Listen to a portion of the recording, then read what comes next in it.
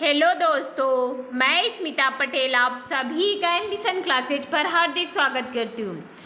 आज मैं सीटेट के आरटीई एनसीएफ के मोस्ट इम्पॉर्टेंट क्वेश्चन पेडागोजी के लेकर आई हूँ, जो किसी भी सब्जेक्ट में, जैसे मैथ में भी इसका 1 या 2 क्वेश्चन पूछ दिया जाता है हमारा, और ईवीएस में भी, सीडीपी में भी, हिंदी में तो पूछा ही जाता है। ऐसे हर एक 5 के 5 सब्जेक्ट में हमारे आरटी और एनसीएफ से क्वेश्चन पूछे जा सकते हैं। अगर यह पेडागोजी के क्वेश्चन, ये वीडियो आप लोगों ने देख ली तो समझ लीजिए सीटेट में आपके 5 नंबर पक्के हो चुके हैं। इसीलिए इस वीडियो को नहीं छोड़ना है, जितना ज़्यादा आप लोग शेयर कर सकते हैं शेयर कर दीजिएगा। कारगिल विजय दिवस, जय हिंद जय भारत। राज्य विवि में कल से काउंसलिंग सुबह 10 से होगी शुरू। आईपीए व आईपीसी सहित पीजी के पाठ्यक्रमों में होंगे दाखिले। आयोग बने तो पूरा हो यूपी टेट का सपना, यानी आयोग अभी तक अधूरा है। आयोग बन जाएगा तो UP TET, super TET, C TET की संभावना है। असिस्टेंट प्रोफेसर के आधे से अधिक पद रह गए खाली। अभी असिस्टेंट प्रोफेसर के आधे से अधिक पद खाली हैं। चलिए अब हम स्टार्ट करते हैं पेडागोजी के क्वेश्चन। राष्ट्रीय शिक्षा नीति 2020 का केंद्र बिंदु क्या है? कठोर पाठ्यक्रम। कठोर पाठ्यक्रम किसी में भी नहीं हो सकता और राष्ट्रीय शिक्षा नीति के अनुसार भी नहीं है। बहुविषयकता और समग्र शिक्षा।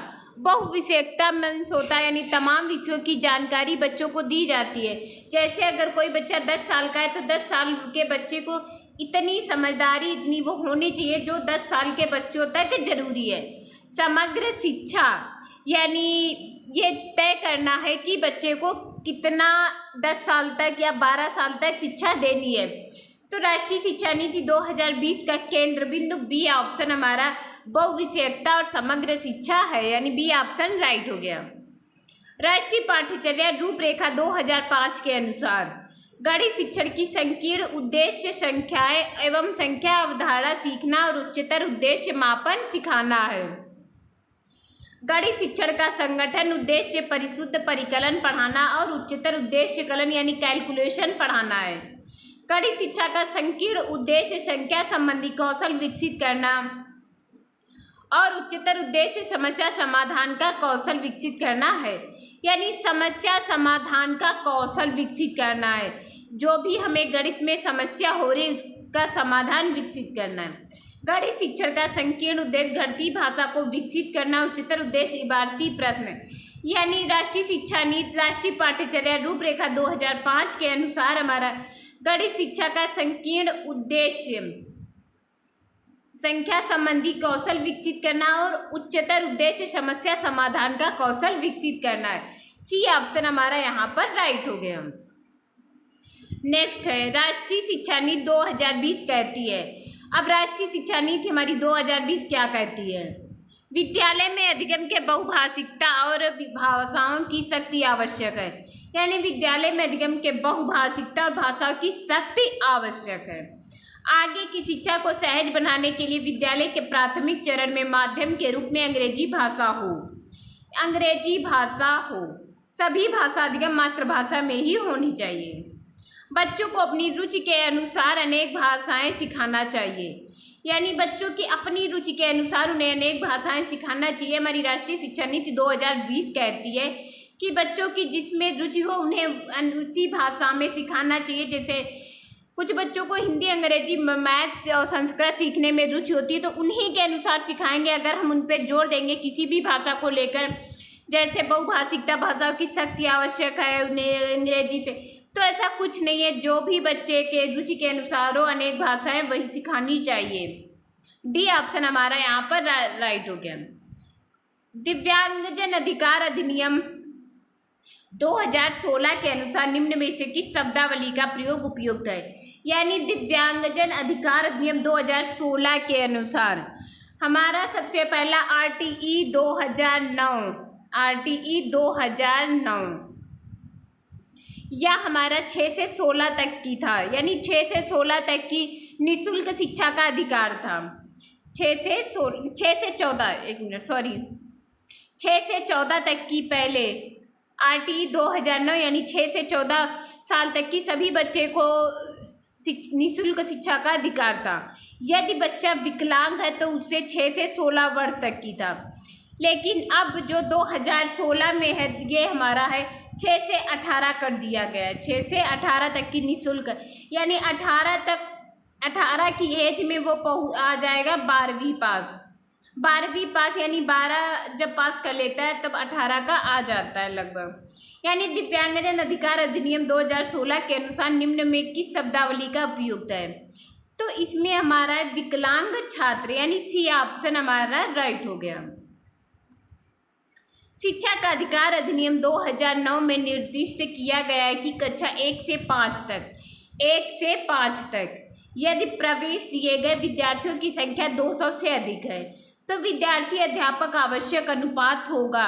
यहाँ पर हमारा 40:1 रखा गया है। कितना हुआ है? 40:1, यानी 40 बच्चों पर एक अध्यापक। बी ऑप्शन हमारा यहाँ पर राइट हो गया।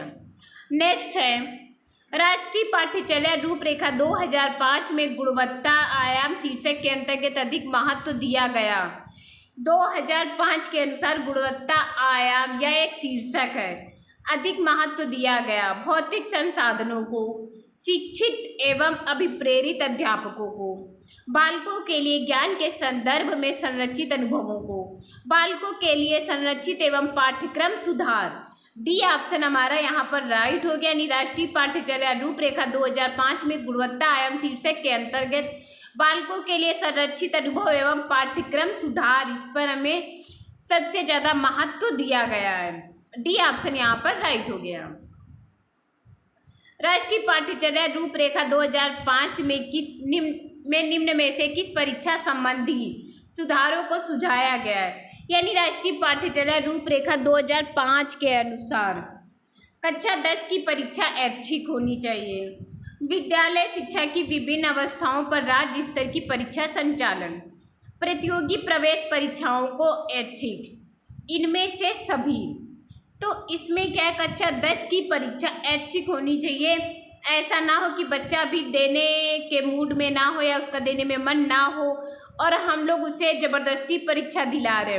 जैसे अभी एक गेम चला था वही कुछ महीनों पहले, पबजी में बच्चे इतना बिजी थे, इतना कि इधर उधर से पैसे उधार लेकर भी खेलते थे।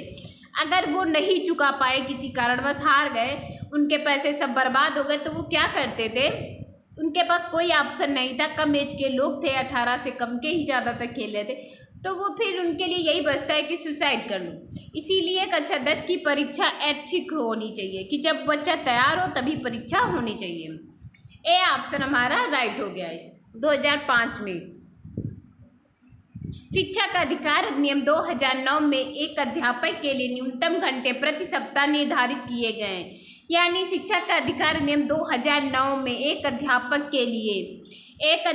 के लिए मैं 45 घंटे, इसी पे लड़ाई हो जाती है। वो कहते हैं हमसे ज़्यादा घंटा, हमसे ज़्यादा, इसी के आधार पर अध्यापकों की लड़ाई होती है, इसीलिए 45 घंटे हमारा निर्धारित कर दिया गया है।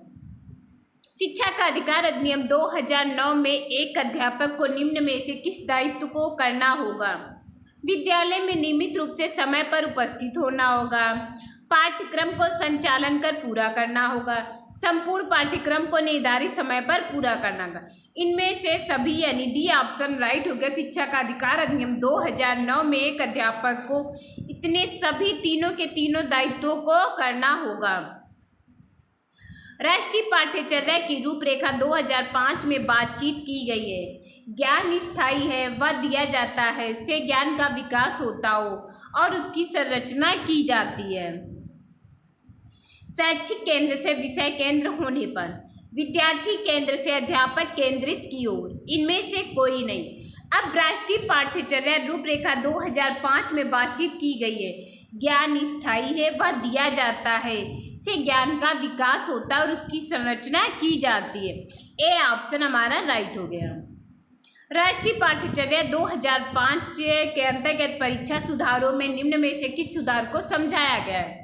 खुली पुस्तक परीक्षा, सतत निरंतर एवं व्यापक मूल्यांकन, सामूहिक कार्य मूल्यांकन, अब राष्ट्रीय पाठ्यचर्या रूपरेखा 2005 के अनुसार परीक्षा सुधारों में इन तीनों सुधारों को सुझाया गया, यानी डी ऑप्शन हमारा यहाँ पर राइट हो गया। जिला प्राथमिक शिक्षा कार्यक्रम किस वर्ष लागू किया गया था? जिला शिक्षा प्राथमिक कार्यक्रम हमारा 1993 में लागू किया गया था। बी ऑप्शन यहाँ पर राइट हो गया। ऑपरेशन ब्लैक बोर्ड परिणाम था कोठारी आयोग का, राष्ट्रीय पाठ्यक्रम रचना का, राष्ट्रीय शैक्षिक योजना यानी 1986 या हमारी 1968 या हमारी पहली राष्ट्रीय शिक्षा नीति थी। दूसरी हमारी पहली 1968, दूसरी 1986, तीसरी है हमारी 2020 राष्ट्रीय शिक्षा नीति, यानी सी ऑप्शन हमारा यहाँ पर राइट हो गया। ये हमारी दूसरी शिक्षा नीति है। शिक्षा का अधिकार अधिनियम 2009 के क्रियान्वयन के बाद कक्षा प्रभावित है, क्योंकि शिक्षा का अधिकार विद्यालय में कक्षा की औसत आयु को प्रभावित नहीं करता है। जेंडर के अनुसार अधिक समजातीय हैं, आयु के अनुसार अधिक समजातीय हैं, यानी शिक्षा का अधिकार अधिनियम 2009 के क्रियान्वयन के बाद कक्षा में आयु के अनुसार अधिक समजातीय हैं। सी ऑप्शन यहाँ पर राइट हो गया।